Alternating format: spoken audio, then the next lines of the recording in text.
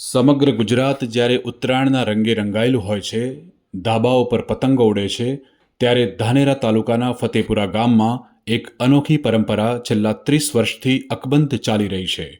અહીં ઉત્તરાયણ આવે છે, પરંતુ પતંગ ઉડતા નથી.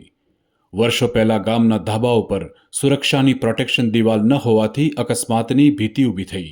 તે સમયે ગામના વડીલોએ એક મહત્વનો નિર્ણય ગામમાં 30 વર્ષ પહેલાં વડવા હતા ગંઢિયા એમને ના પાડ્યો કે આપણે ધાબાએ માથે કઠેડા નથી એટલે આ પતંગ ચકાવવાનું બંધ, કોઈ છોકરોને કશું ન થાય, પક્ષીઓને નુકસાન ન થાય, એના બદલામાં તમે ગાયની સેવા કરો અને કૂતરાની પક્ષીઓની સેવા કરો, એમાં તમારે મોટો ફાયદો થાય.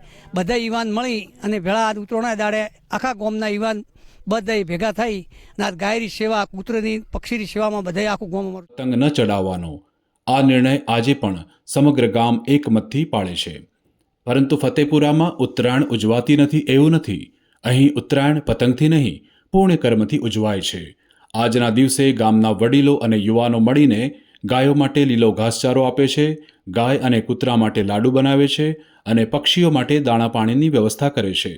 પતંગ અને દોરીથી થતી ઈજાઓથી બચવા માટે લેવાયેલો નિર્ણય આજે માનવતા અને પ્રાણી પ્રેમની પરંપરામાં બદલાઈ ગયો છે. ફતેપુરા ગામ સાચા અર્થમાં ઉત્તરાયણને દાન, દયા અને કરુણાથી ઉજવી રહ્યું છે.